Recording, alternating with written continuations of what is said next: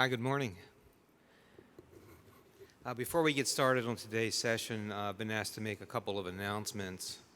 Session 3, administrating adds, drops, and withdrawals offered today from 11:40 to 12:55 has been moved from room A313 to B405, a room that holds 830 participants.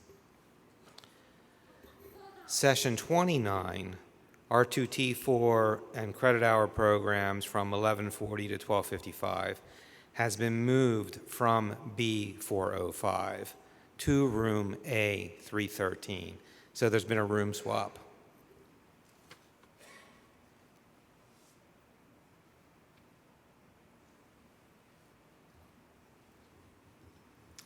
Okay, my name is John Kolotos. I work for the Office of Post-Secondary Education within the department, and I'm here to talk about the cash management rules, essentially to give you an overview of the major changes that were made to the rules last year.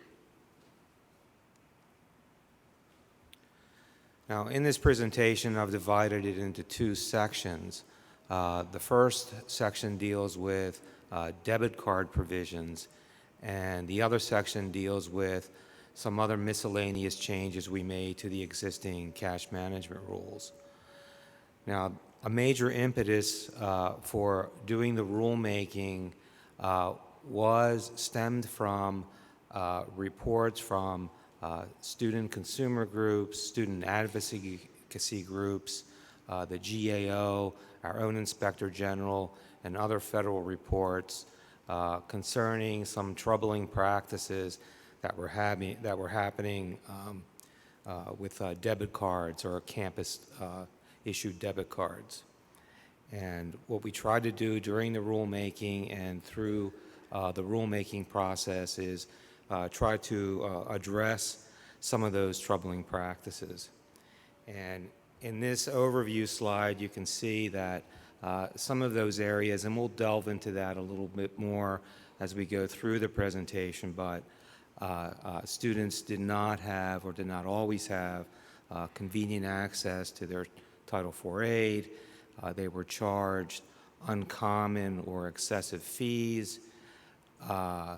The nature of the contracts between the school and the bank or a third-party servicer or any other entity that contracted with the school to provide debit card services was not transparent.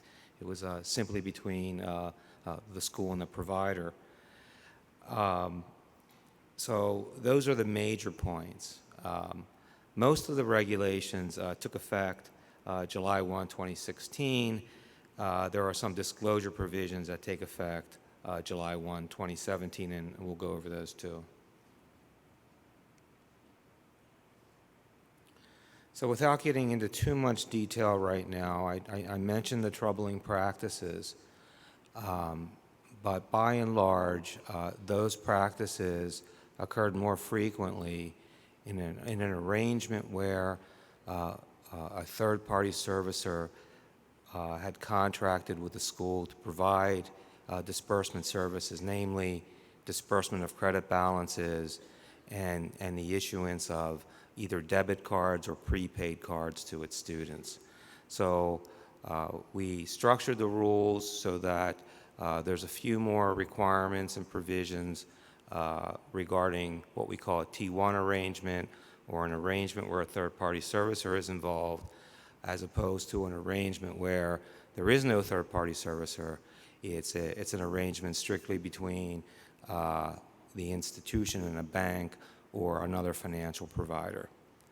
So under a T1 arrangement, again, there's a third-party servicer who's engaged to process Title IV aid on behalf of the school, and who disperses aid on behalf of the school or provides information about the account that's being marketed to schools. And we're talking about a debit card account, a prepaid card account, or any other type of financial device that may arise in the future where credit balances would be dispersed to.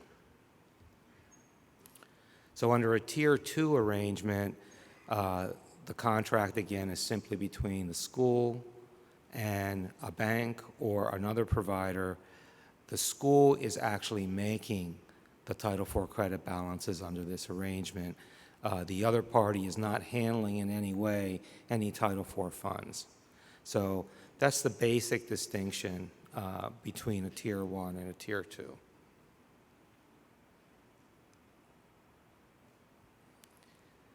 So under either a Tier 1 or a Tier 2 arrangement, there's some common provisions which we'll get into in a little bit more detail.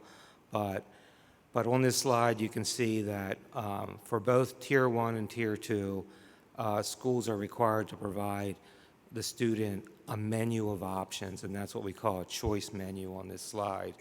And it's simply all the ways that the school is offering the student to obtain their credit balance. And part of that is that you can't compel a student to open an account. They can if they want to, but you can't compel them, and there's no automatic opening of accounts. What we've seen in the past is that a provider would send the student a debit card in the mail, and the student would automatically think that it was needed or required to obtain their credit balance, or it was somehow sanctioned or blessed by the school, and they had to do it or should do it because of that. All of that now is prohibited, and we'll get into that a little bit more, but that's what we mean by no automatic opening of the accounts. The third provision is what we have is privacy restrictions, and really it's a bit of a misnomer, but what we're talking about here is situations where personal private identifiable information about students was being shared with banks and third-party servicers before the students had consented to opening an account. And the fourth one, contract disclosure, and we'll get into this again a little bit more, but to the extent that an institution has a Tier 1 or a Tier 2 arrangement, the school has to disclose that contract on their website in its entirety. Now, the school can redact certain information, but essentially the contract has to be disclosed. Now, under Tier 1, one of the provisions is that under the arrangement has to provide for a surcharge-free regional or national ATM network so that a student has better access and free access to their Title IV funds. There are some fee restrictions imposed on Tier 1 accounts, and we'll go over those in greater detail. The contracts have to be negotiated in the best interest of the student. What we've seen in the past is that a school would enter into a contract with a provider, and the contract was very beneficial to the school. It really reduced their cost in issuing and tracking checks and making EFT payments to students. So it was very beneficial to the school, but the provider made money in the form of fees. So essentially there was a cost transfer between the institution to the student. And we think some additional care should be taken with regard to the student in this context. So there are some provisions here that talk about negotiating a contract with the student in mind. And another part of the disclosure is that to the extent that these Tier 1 and Tier 2 accounts are made available, that in addition to disclosing the contract, the school has to disclose the mean and median cost incurred by the account holders during the prior year. So a student looking at this or another school who might be interested in one of these arrangements or with a particular provider can access this information and make a better decision. Under Tier 2, and we'll get into more about what this de minimis thing is, it's the same thing. They have to provide a fee-free ATM network, and the same provisions apply with regard to disclosing the contract and the associated cost disclosures.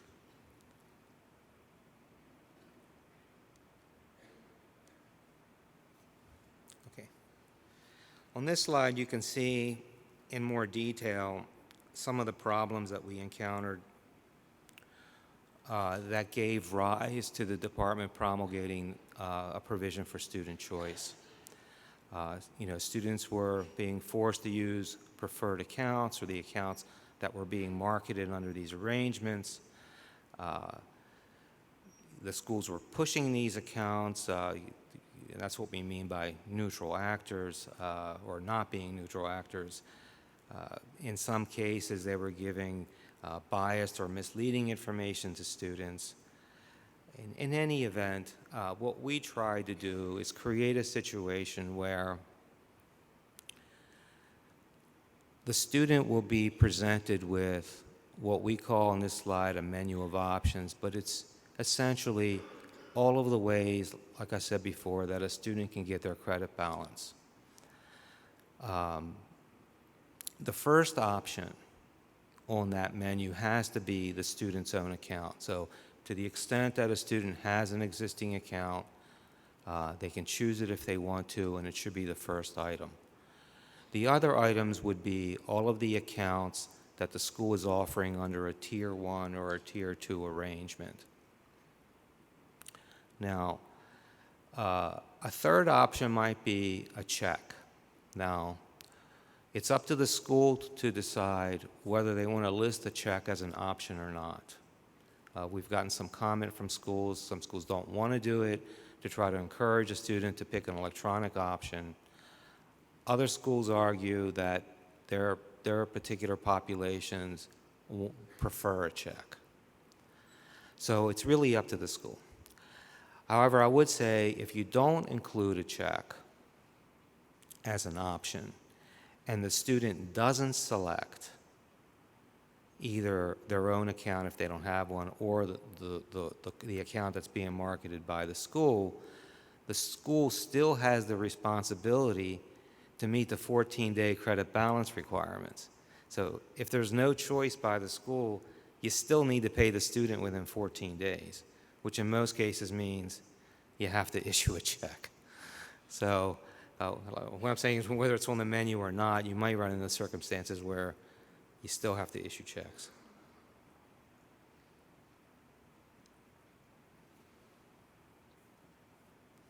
Okay, we've gone over some of this already, but on the option where the school is identifying the accounts that are being marketed through a Tier 1 or Tier 2 arrangement, they have to identify the major features of the account.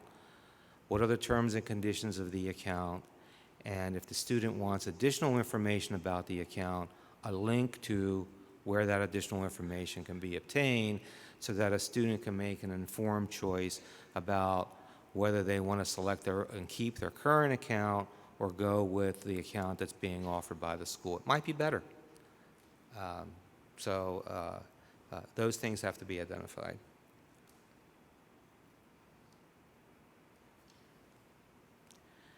So in describing or outlining the major terms and conditions of the account, we've been working with the Consumer Financial Protection Bureau because they're working on another regulatory initiative under which they're developing what they're calling a short form disclosure, which would identify the major provisions of the account and the major fees associated with that account. When they finalize their work, we're going to work with them to develop a similar short form disclosure for these purposes that schools can use to meet this requirement. So to the extent that a school uses the short form disclosure that the department develops with the CFPB, you've met the regulatory requirements. But you can meet the regulatory requirements otherwise by doing it on your own. So it's not a form that you have to use, but we are going to make it available. And right now, we anticipate that it will be available sometime in 2017. I don't have an exact date for you, but hopefully it'll be available by then. But in the meantime, you don't have to make any disclosures until July 1 of 2017. Okay. As I alluded to earlier, part of the, or some of the troubling practices that we saw was student information being shared rather willy-nilly without, the consent of the student. And under these provisions, and even in the prior provisions we had this, but it wasn't always followed, but we went out of our way in this rule to say, really under no circumstances should you be giving personal identifiable information to a third party or to a bank, excuse me, before the student consents to open an account. After the student consents to open an account, then fine. The student is free and the school is free to share this information because it might be needed to manage the account. So we don't regulate here who obtains the account, who obtains the consent. The school can get it, a third-party servicer can get it, a bank can get it. The school is free to make arrangements any way it wishes, but in any event, one of the parties involved in the transaction has to obtain the student's consent. Now, you could run into a situation where a school is using, has issued, I should say, student ID cards, but those ID cards can also be linked to a bank account. So in those situations, the school is free to issue its student ID cards the way it normally would. But if the student wants to activate the functionality of a credit card, a debit card, so that they can use it in that fashion, then the school or some party involved has to obtain the student's consent before that activation can be turned on, right, before it can be activated.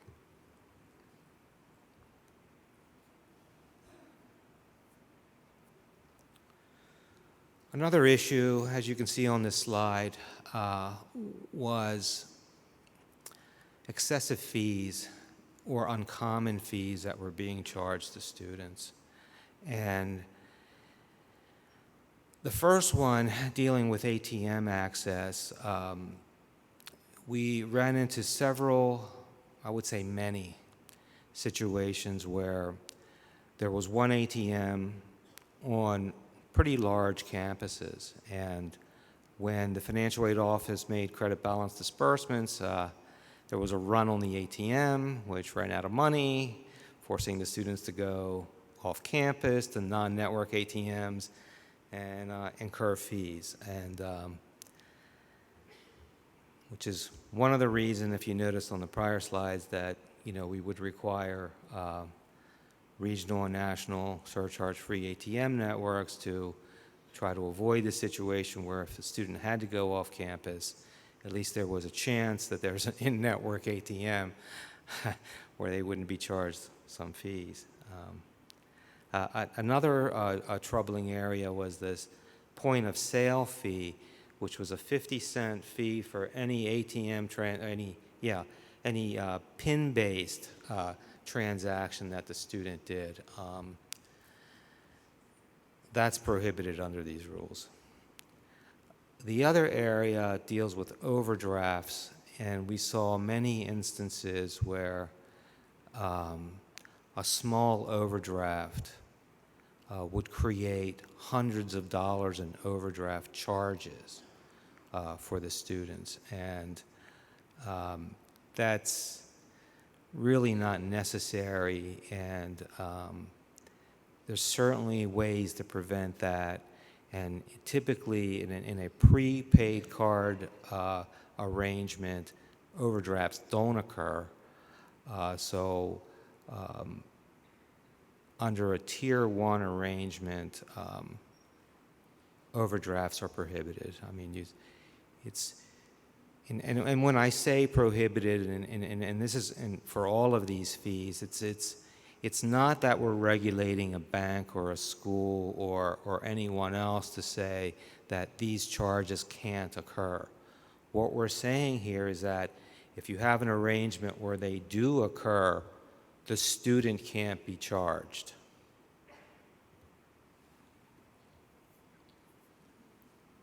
Okay, so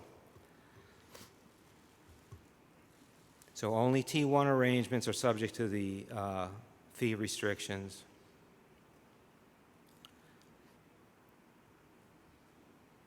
And then the last bullet on here, we've talked about the other ones, is that there has to be a way for a student to obtain their entire credit balance at once if they want to. And we did this because in some cases, students need their entire credit balance to pay a landlord or to meet some other financial obligation. And if they're limited to $300 or $500 cash withdrawals from an ATM in a single day, they really can't do that. Now, if the account is a regular checking account, obviously you've already met this requirement because a student can write a check off of the account to pay whatever they want to or can withdraw at all. If it's a prepaid card situation, you might run into some difficulty because, again, there could be ATM limits. But even under some prepaid card situations, we've seen that there are some check writing provisions attached to even a prepaid card, and that would be another way to meet this requirement. Another way would be for the student to go to the bank and ask the teller or make the withdrawal directly at the bank. But there has to be a way for a student to withdraw their money.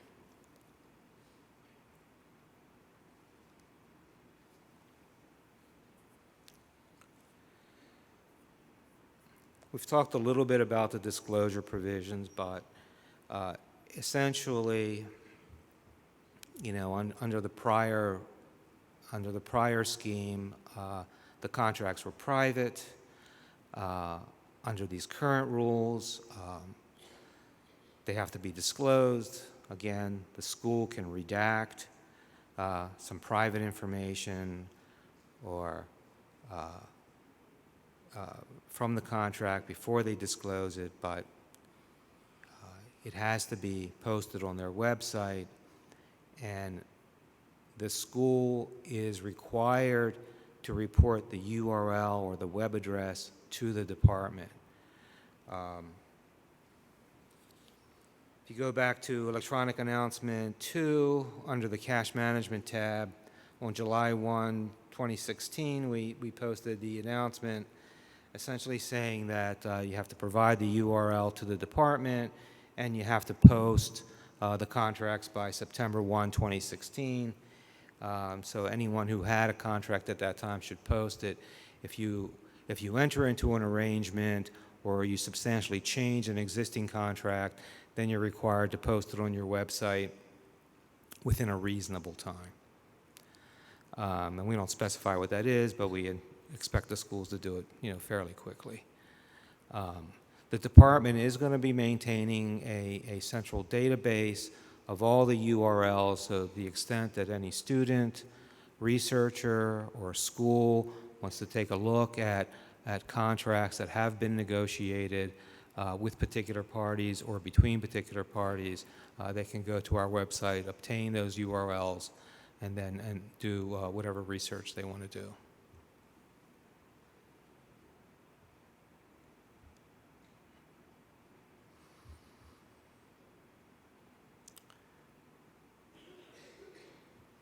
All right. This slide, it's a little awkward, but it gets to the notion of situations where a school enters into a contract with a bank for the bank to provide banking services to its students, but the contract was never intended to, or was never targeted to, students with credit balances. It was simply something that the school did, either for financial reasons or on its own, to provide services to students. And in many cases, this occurs at, let's say, a high-cost school where there's low levels of credit balances or hardly any credit balances at all. So normally, under the rules, it would be a Tier 2 arrangement because at least one student is getting a credit balance. But since it was never really intended to be used for credit balance payments, the banks and the schools were made a pretty good argument that some of these provisions should not apply. So we thought about it for a while, and we came up with some thresholds which would say, in essence, that if there's a critical mass of students that have these accounts into which either the school or the servicer is depositing federal credit balance monies, then it's a Tier 2 arrangement. But if it falls below either of these threshold amounts, then no, some of the Tier 2 arrangements don't apply. So the thresholds are, if over the past 3 award years you've had an average of less than 500 students getting credit balances, or you've had an average of 5% or more of the students getting credit balances. So if either one of those thresholds apply, then it's a Tier 2 arrangement.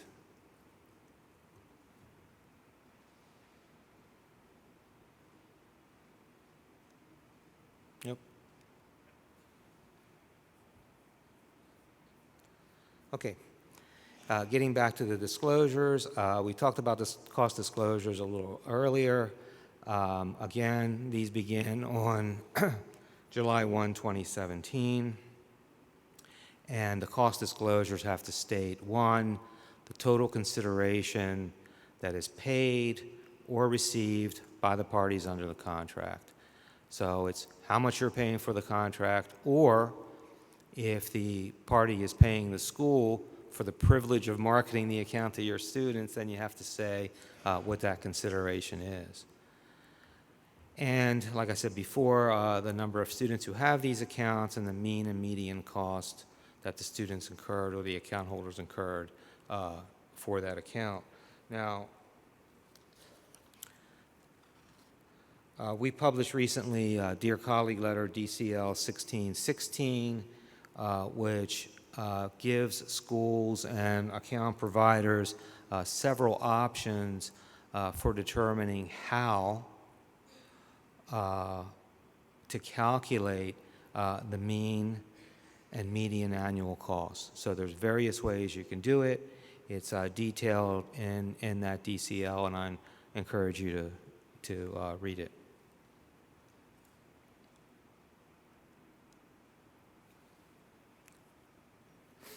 Okay. We touched on this earlier about negotiating a contract in the best interest of the student.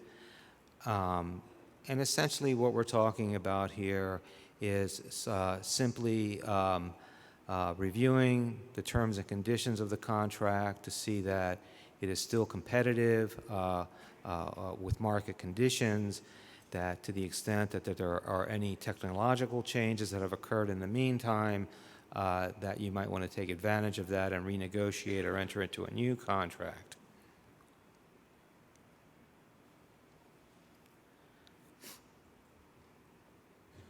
So this slide pretty much describes what I've just said, and it also, the regulations also provide that in negotiating and developing these contracts, the school has to insert a provision which essentially allows the school to unilaterally terminate the contract based on student complaints.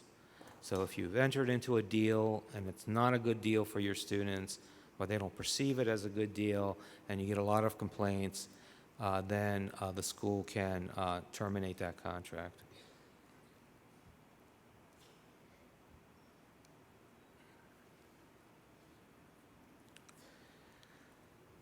This convenient ATM slide, again, it deals with this notion of convenient student access, and we grappled for a long time over what to do with the number of ATMs that should be on a particular campus. And really, there is no good answer. It's very campus and school specific. So we have some general requirements in the rule, and we've essentially left it up to the school and the provider to say, there's got to be a sufficient number. I mean, you can't be in a situation where there's one ATM on campus with 10,000 students. It doesn't work.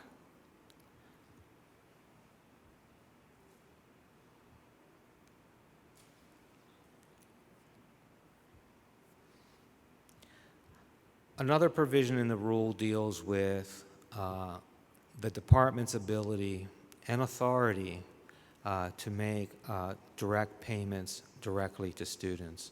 So the department could, if it wanted to, make credit balance payments directly to students. We have no plans to do that, but we could do it. It's something that we wanted to be transparent about.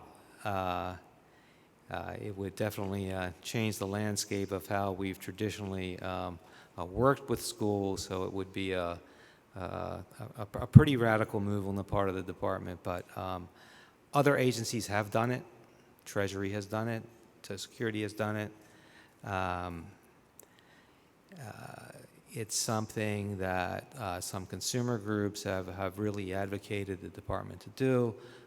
We're not prepared to do it, and we don't have any plans to do it, but we thought it was important to just get it out there and say, if we wanted to do this in the future, it could happen.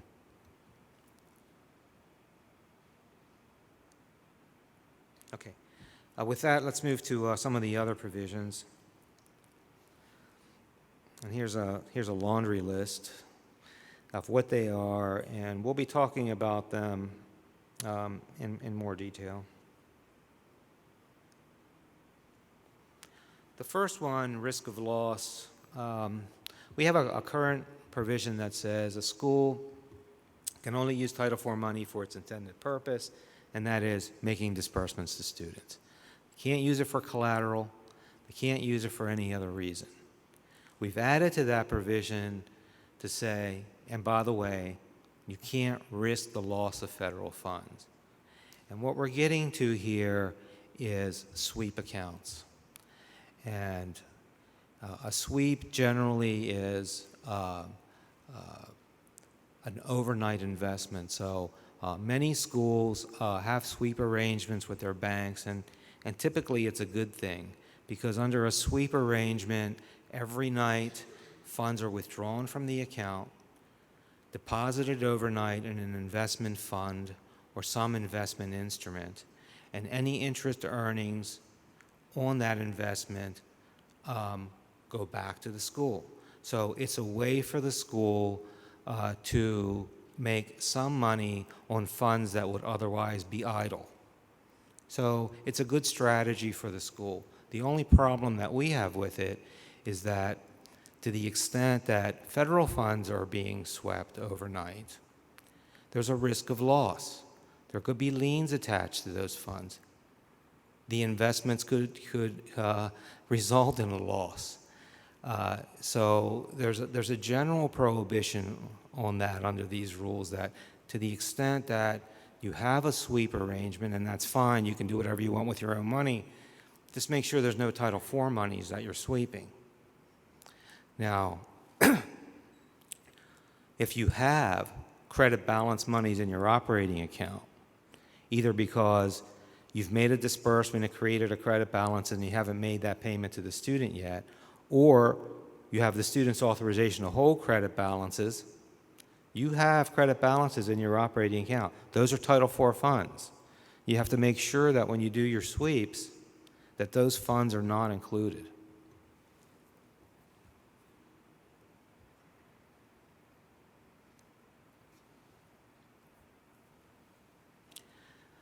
Another change we made to the existing rules relates to reimbursement and heightened cash monitoring. Now, under both reimbursement and heightened cash monitoring, a school has to first make a disbursement to a student before they can request money from the department. And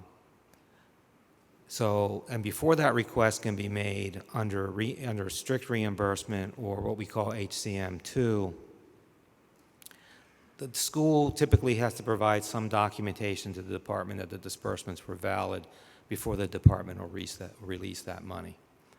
Under HCM1, a school would typically make a disbursement to a student and then draw down money the way it normally does under the advance payment method. We've added to this provision that if you're on reimbursement, HCM1 or HCM2, you also have to pay any credit balance that is due to the student before you can make a reimbursement request or draw down any money. So if you make a disbursement, creates a credit balance, you have to pay the student that credit balance and then seek reimbursement from the department.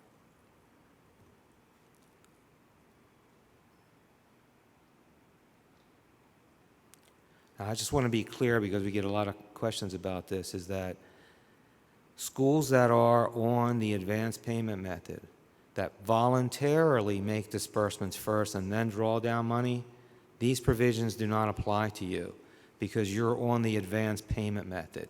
These are situations where the department has notified a school that for a particular compliance reason, or for some other serious reason, that their availability to funds is somehow limited. It's either through a reimbursement or a cash monitoring, heightened cash monitoring process. So you know if you're on one of these payment methods.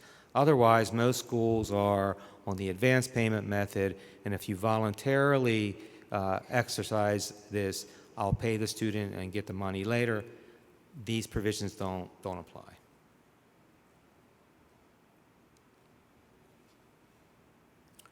Now, under the current rules, we've had this provision that says that Title IV funds can be maintained in investment accounts.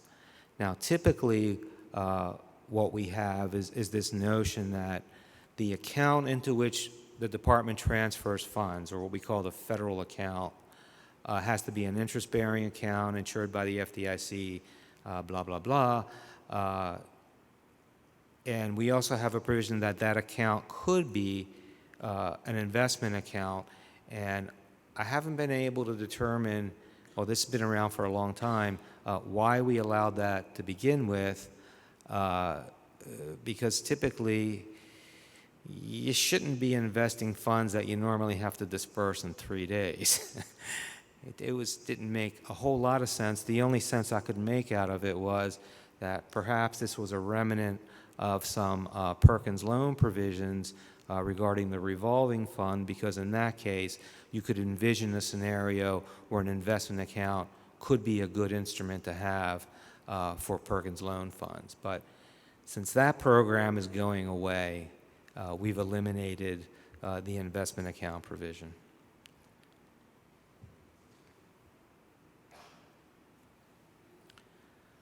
The other thing that we've done with the maintaining account provisions is that we've adopted the current OMB guidance, which means that whereas a school could maintain up to $250 under the prior rules, of any interest they earned on the federal account to offset the cost of maintaining the account, under the new rules, that goes up to $500. Any interest that the school earns on federal funds over $500 has to be returned annually to HHS, of all places. And this is strictly under the OMB guidance. Now, OMB also provides situations where an interest-bearing account is not required. And as you can see on this slide, it's cases, I don't know that any of these cases would apply, but maybe they do. Situations where you're receiving very low amounts of Title IV funds. The best account that you could get would not give you or earn $500 in interest earnings, given the level and timing of money that's in the account. And foreign governments, that doesn't apply to our schools anyway, but there are some exceptions to interest-bearing accounts, but I think typically most schools in the Title IV programs would probably be required to have an interest-bearing account. But if you feel that you meet one of these exceptions, please document it.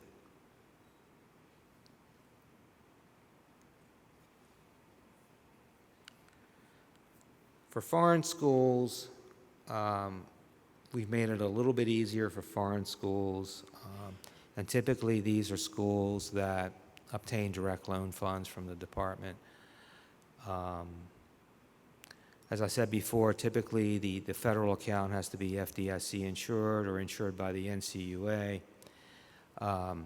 If that's not possible for a foreign school, then it has to be insured by an equivalent agency in the country where the school is located. But if there is no such agency, the school can designate an account and the department can approve it. So we've made it fairly easy for foreign schools.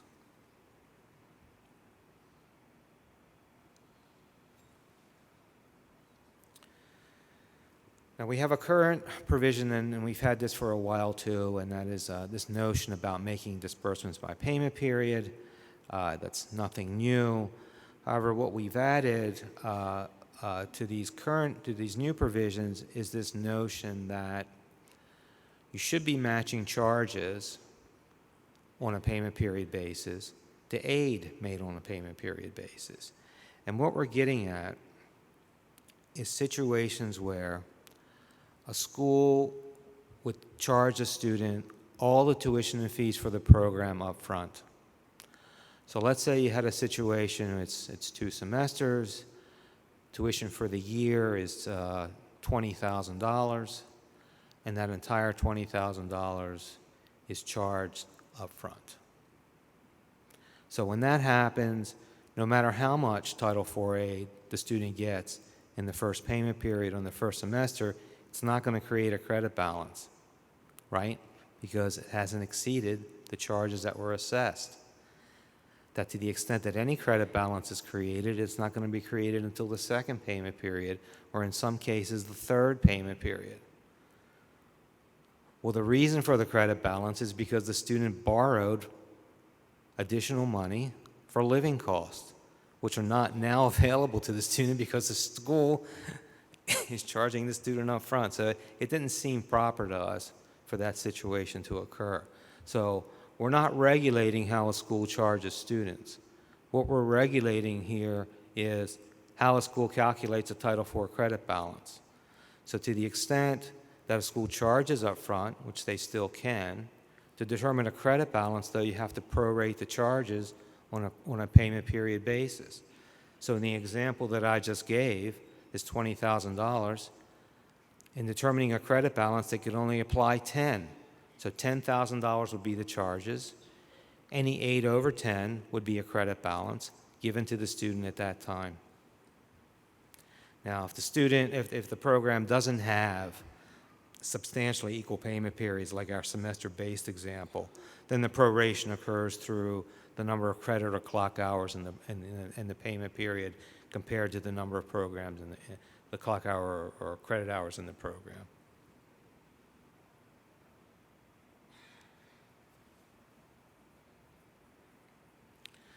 For prior year charges, as you know, we've had a long-standing provision that said essentially that a school could use up to $200 in current credit balance funds to pay for prior year charges. And we issued a Dear Colleague letter a few years ago that said, that said essentially that, what is the prior year? Right? We attempted to define a prior year, and we said, okay, if the student got a direct loan, the prior year was the direct loan period, right? The loan period. If the school got a Pell, it was the award year. So in this rule, we're saying we're adopting the DCL guidance as a rule, but we're also saying if the student got both, it's up to the school to choose on a student basis. You don't have to make a blanket policy. You can do it on a student basis. You can choose the award year or the loan period, whichever is beneficial to you or the student.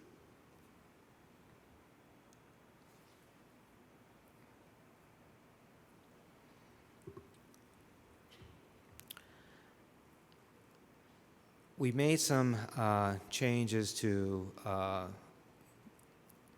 not necessarily to books and supplies, but to this notion that a school can include books and supplies as part of the tuition costs. And typically, and there's no regulatory support for this, but many years ago, the department issued some guidance that essentially said that a school could include, as part of tuition and fees, the cost of kits and other supplies that were needed for the program. So it's not uncommon practice that many schools have and do include books and supplies as part of tuition and fees, which ordinarily would probably be okay, but we've run into many circumstances where the schools were charging rather exorbitant prices for kits, for supplies, for books, that were really eye-opening, I should just say that. So what we try to do here is create a situation where a school could continue to conclude books and supplies as part of tuition and fees if the books and supplies were being offered to the student at below market costs. So we get to this notion that you can do it if it's to the benefit of the student, and the student can opt out. Okay, so let me give you an example. Suppose you can offer a new textbook to a student for $50 where the typical market price is $60. And that's a pretty good deal for the student. But a student may want to opt out because they can get that same book used for $20.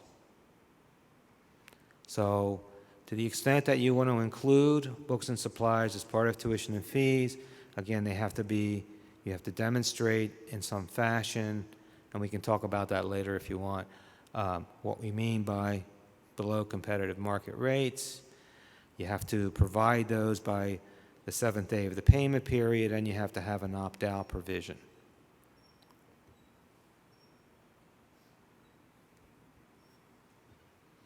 There's two other circumstances that you can include books and supplies, and one is if they're not available or accessible elsewhere.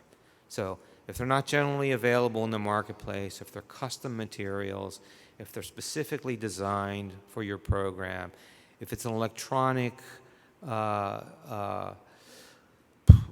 coursework that's only available, obviously there's no choice there.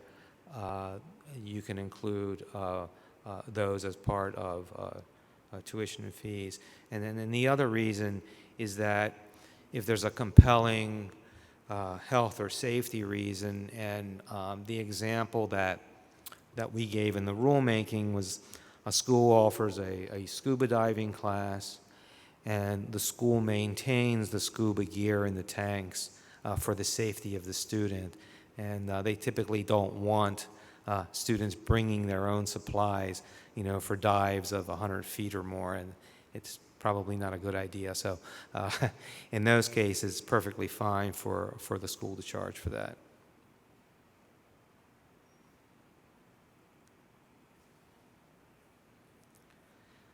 The next provision deals with confirming student eligibility at the time of disbursement. This provision has been around forever.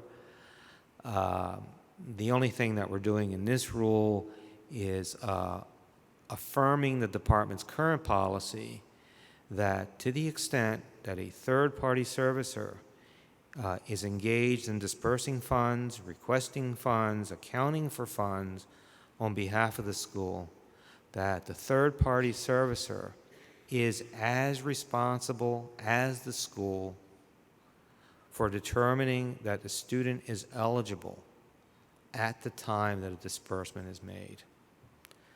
We've run into many situations where third-party servicers are not doing this.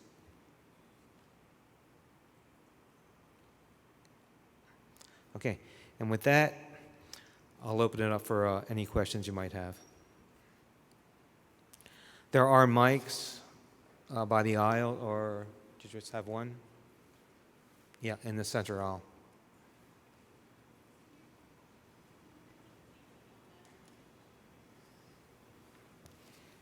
The DCO is Gen 1616.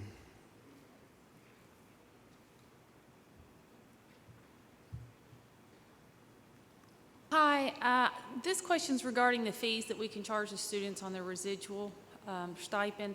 If we issue a check and the student loses the check and they ask us to reissue, we have to stop a payment. The bank passes on a fee to us. Can we pass that fee all on to the student? We don't deduct it from their Title IV. They have to pay that with personal funds, but can we pass that fee on to the student?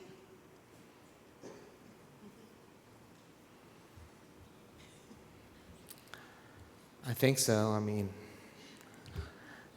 I don't, off the top of my head, I can't think of any prohibition against it, no. I mean, we charge exactly what the bank charges us. So we're not charging extra, we're just, Yeah, it's another reason to go electronic. oh, we Okay. try. Yeah. Thanks.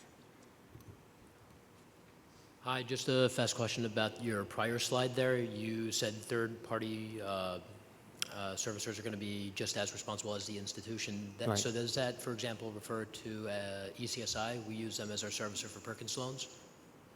So we report disbursements out to them and who's graduating, things like that. Are you referring to that, or is this something else? No, we're referring to making Title IV disbursements. Okay.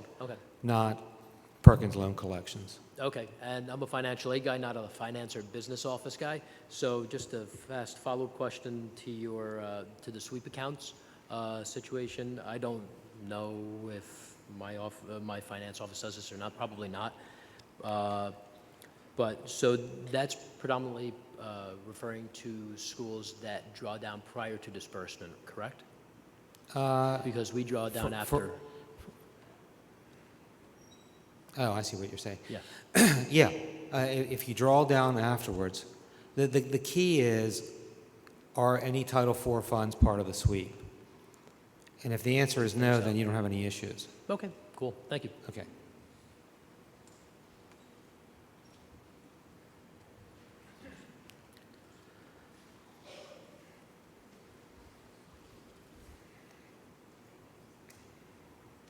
You can go to the mic.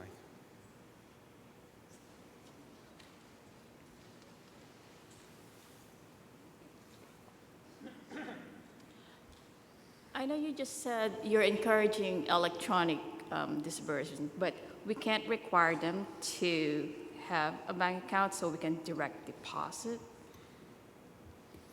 Right.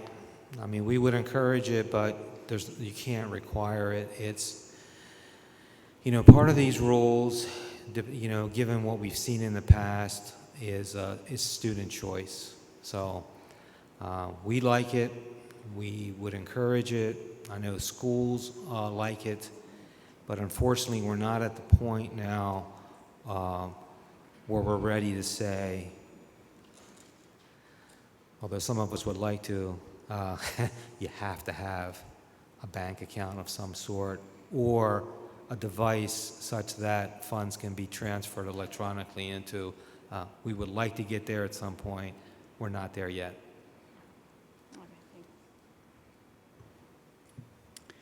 I have a question about paying prior year with Title IV funds.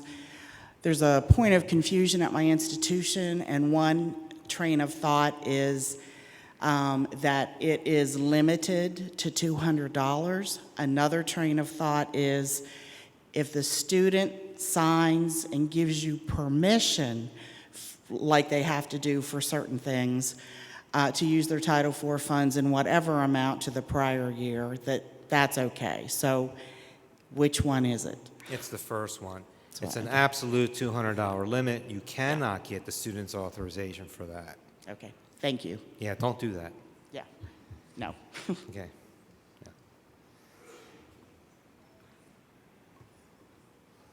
I think to her point, and I've worked at several institutions, and I think that that's a point that cannot be stressed enough to the business offices, unfortunately. And sometimes, the folks in financial aid seem like, well, you're not being a team player. And of course, when we get the handbook, of course, we want to share with our colleagues, but many times they may not regard it the way we do, because for us, it's our Bible and bread and butter. That being said, it would be helpful, or possibly, I don't know how it could be done, that sessions like these maybe tailored to business office people so that they know that maybe they need to address these issues more specifically, directly at them. Because otherwise, it's always us kind of telling them, this is what you're supposed to be doing, and it's like, well, and then there's like different ways of interpreting that. I was at an institution at one point where the CFO was like, well, there's many ways that you could look at that. And to me, it's clear cut. It says $200. But that being said, I think it's important that that everyone's on the same page for the benefit of the student, because that does happen. And then there's the side of, well, we want to make sure that enrollment is up and blah, blah, blah, but the student has obligations, so he can't register. So it's like we're stuck between, and then financial aid gets blamed. The elevator broke, it's financial aid's fault. Right?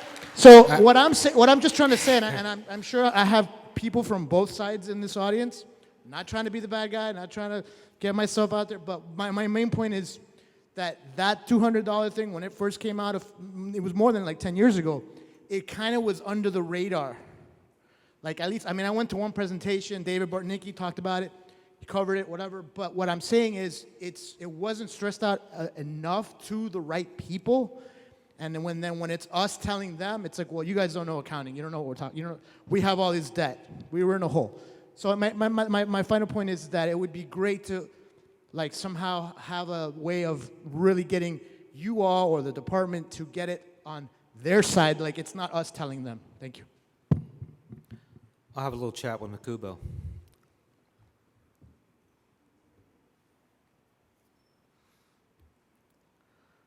No, one other thing you can bring up to your business officer, though, is that there's another provision in the rule that said any credit balance that remains at the end of the award year or the loan period, you have to give to the student.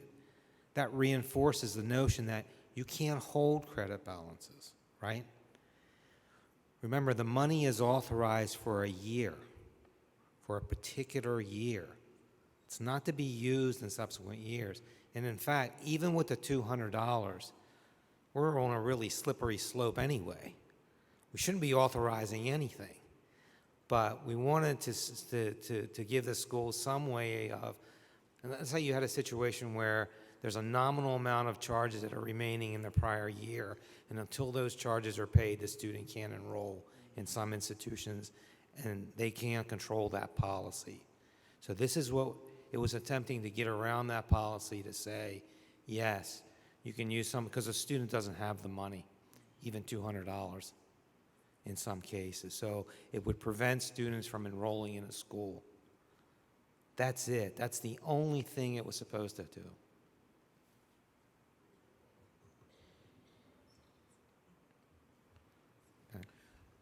At our school, our accounting office is holding credit balances past 14 days because the student owes money to the school. So we're telling them, you must disperse this money in 14 days, and they're saying, well, we can't disperse it because the student owes us more than $200. So what should we be doing? They have to disperse it.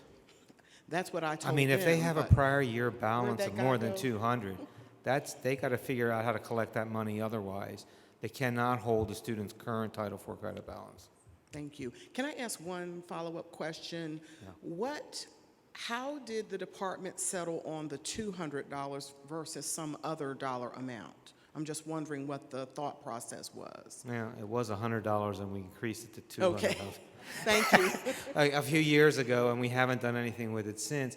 And it goes back to this issue that I don't really want to talk about that much, and that is, we're on dubious legal authority anyway, having it to begin with. So to the extent that we make it bigger than a de minimis amount of money, we could run into some issues. So that's just where we are.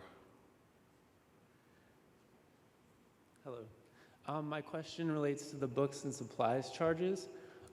If in the process of obtaining the documentation that proves that it's offered at the lower cost and et cetera, we've moved to prorating the charges over the entire course of the enrollment. For R2T4 purposes, do they also need to be prorated? I am not an R2T4 person. I don't know. I would suggest that you talk to Scott. Okay. He's doing a session on R2T4. Yeah, Okay. sorry. No, that's okay. Thank you. It's okay. Yeah. R2T4 is one of the areas I try to stay away from as much as I can.